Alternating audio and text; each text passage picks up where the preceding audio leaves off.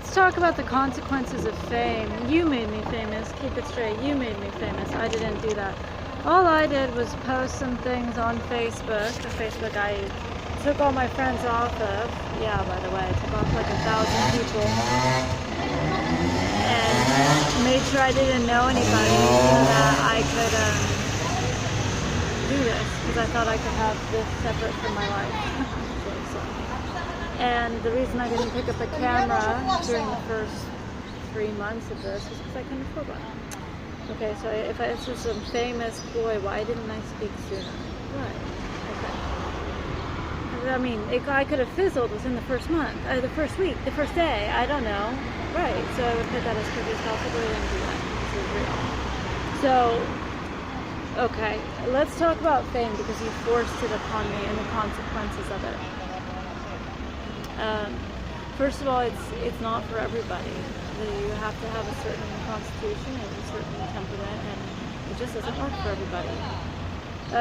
Elvis went into some strange turbulence with it. Kurt Cobain resented it. John Lennon had a love-hate relationship and eventually sort of did what I'm talking about. He was focused on his son and he baked bread. But I get it. Because I'm there too. Whitney Houston once said that fame makes you a personality, not a person.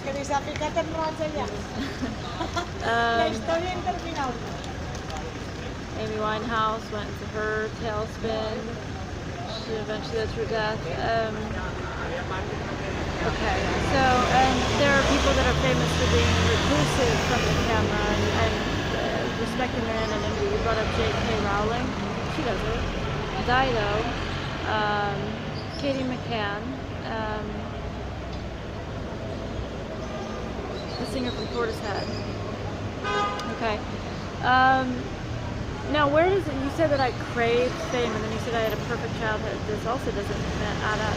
People that crave fame are neglected in childhood. Okay, so there's no such severe neglect. Even you look at Marilyn Monroe, she was basically an orphan. Okay. So that's where that comes from. And what does it do? Well, now when you know that people around you recognize you like I do, look at the cameras and talk, type it in, and what is happening. What it leads to self-focus. Now, in my case, it's ridiculous because you're focusing so much on me. If my ego weren't somewhat, if I hadn't done the psychedelics that I had done, if my ego hadn't been made to be put in check, this would be, talk about creating a narcissist. And it's all about an interview of me. The world thinks, 3 years, all eyes on me. No matter what I do, I blow my nose, you're fucking there. It's like highlights of it. It's beyond any celebrity that has ever been. I'm telling you. Because they get to go behind closed doors. They get to go in a car that has black windows. You know what I mean? I don't get any of that. And the focus is all on me, on every little minuscule detail of fuck all. It's a lot. So when you are self-focused, you are self-aware, and you can find shortcomings, and this can lead to low self-esteem. Now, the thing that I was careful with this, because I grew up in California and I've seen enough celebrities do the same mistakes, I actually came on as me. A lot of celebrities don't do that. They come on and they kind of have a shtick and they stick with it, and then they become an expectation. The public sees them this way, so they're going to be that way. They're not going to say you can do it. You might not be their fan. I'm saying they're bad people. I'm just saying it plays to yourself, and then the PR manager saying, okay, well, how about this? But you a little bit more of this, and don't say this, so I don't let anyone handle me. That's exactly. And what happens when you go this route is you're extremely anxious, and you never measure up to who you really are, because, like Whitney said, the personality of you is greater than the person of you. And that's pretty, I would imagine that that's pretty lonely. Luckily for me, I was smart enough to not do that. Also, it's not really an option, but I was also aware of happening like this before. That celebrities go wrong and try to do this.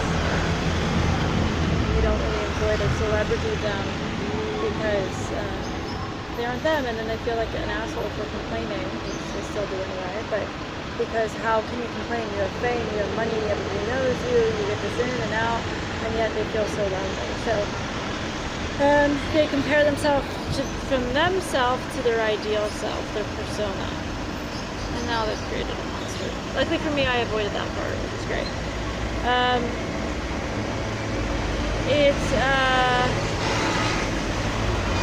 Now the people that feel the impacts of fame the most are overnight famers like me. One day I'm not famous, the next day I'm famous, and I'm like, but like not just famous, you guys, way famous, not a little bit famous. I was in like a play or like a side character in a movie. They're like hugely famous, like beyond any A-lister famous overnight. Oh, come on.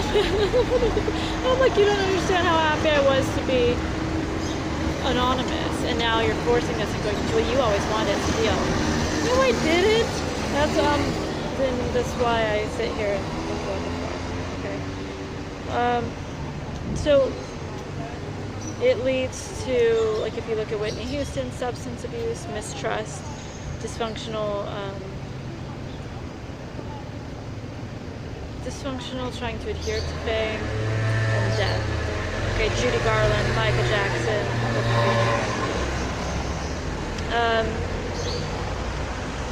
There is something that happens with fame almost immediately. I don't know what the fuck you're looking at. Schizophrenic. See, and this is what happens. Exactly. And he's gonna about fuck off. Okay. There's a love-hate relationship quite often with fame. They love it, they hate it. They love that their record went platinum. They hate that they're bothered in the street for a signature, or, you know, just now this paparazzi's in their face, or now there's this headline and there's this unflattering picture. Then they become addicted to it. It's another phase of it. Let's say their career is peaks and there's no more fame. A really great example is child celebrities. We all see that a lot of them struggle really hard. They become wayward in who they are, and they do more and more shocking things, or provocative or self-isolating or self-harming things, because where do you go? It's not even, I really do feel for child celebrities, because it's like, it's not even fair. Where do you go from there? That's not fair. And whatever, sign your kids up or whatever, I just don't think I agree with it. Lack of privacy, mistrust, isolation. A lot of people use metaphors, fish in a fishbowl, animal in a cage. End up lonely. They say it either builds you up or makes you feel small. And eventually it makes you feel small. Why? You stop getting, you don't get the fame. Even if you love it, you don't get the fame that you want. This person trying to get famous from stop showing to get on camera, and I didn't kill her. They make you feel, they can't book you, you're old now, or you're not as pretty as the next one, or this or this or that, and maybe some great talent comes before you, better at something that you did, or whatever. Your name just no longer matters, and now that fame, no matter what, it's going to fuck you over. If you went in and you loved it, one day you won't, because you won't have it. And if you went in and you hated it, then it's always going to fuck you over. So either way, it's going to fuck you over. And it violates your privacy, your family life, your relationships. People are putting you on camera for this and that. So you forced that upon me, and you didn't even give me fame. No. Because fame, you got fans that are open about it. You have public recognition where they actually recognize you actively, and it's usually in a flattering light, or at least the light that you want. Right? They put up their image. They don't go on to. They don't have people making fake Instagrams or taking footage. No. They're posting when they want to. They're going to be interviewed when they want to. They're answering questions about themselves when they want to. It's not 24/7 relentless. I got one of those this morning. You don't mind your own business. You know what I mean? I'm under no obligation to you. I just do this game because so, and you gave me infamy. You gave people were hating me for shit I never did, never said. I went on and on and on. You guys just keep taking these paychecks, and Angela keeps going up there and then buying a convertible. And you think that people aren't jealous of it on some level?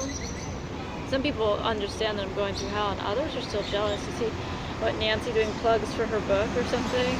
Right, and you don't think that my old friends are... I'm world fucking famous. World famous. And you don't think that some people want to ride that fame or detract from it or have a juicy story? I mean, you're setting this up to really bring out the worst in people. And when people compare where you're at to where they're at, they can go on for another 15 minutes, but they'll never be famous like I am. Okay, so what is this doing? It's creating a competition. It's creating a because I might be famous on the street dying. It doesn't really matter because I'll never be at the historical fame that I'm a fucking legend, man. And there's really no comparing to that. So, for me, oh, and by the way, it mimics cocaine addiction. So people get addicted to it. They have withdrawals from not having it. They experience depression if they don't have it. They crave it. And it is actually identical to the effects of cocaine on the brain. How would you even know? Maybe it's the effects of what you're fucking doing. Okay, but mine is in a lot more horrendous form because you give me all the horrible parts of it and you don't give me it. I don't get the banquets, I don't get the awards, I don't get the recognition, the fan mail, this or that, or hardly, you know. So it's all the worst aspects. Okay, and my relationship with it. I resent the fuck out of it. I didn't ask for it. It's not under my control because you just keep smear campaigning. I take amusement in my mockery of you with it. I take amusement in my own shit, but I'm always amused with myself. You can hear it at the wall. But otherwise, I think it's horrendous what you did, and I don't understand why, if the whole point was not to give someone the gift of fame, because you don't want to glorify, you know, like these mass shooters and stuff. You don't want to glorify the bad guy, the villain. Well, then why did you give me fame? But I don't know it. But it doesn't matter. You still gave me fame, and you called it a gift.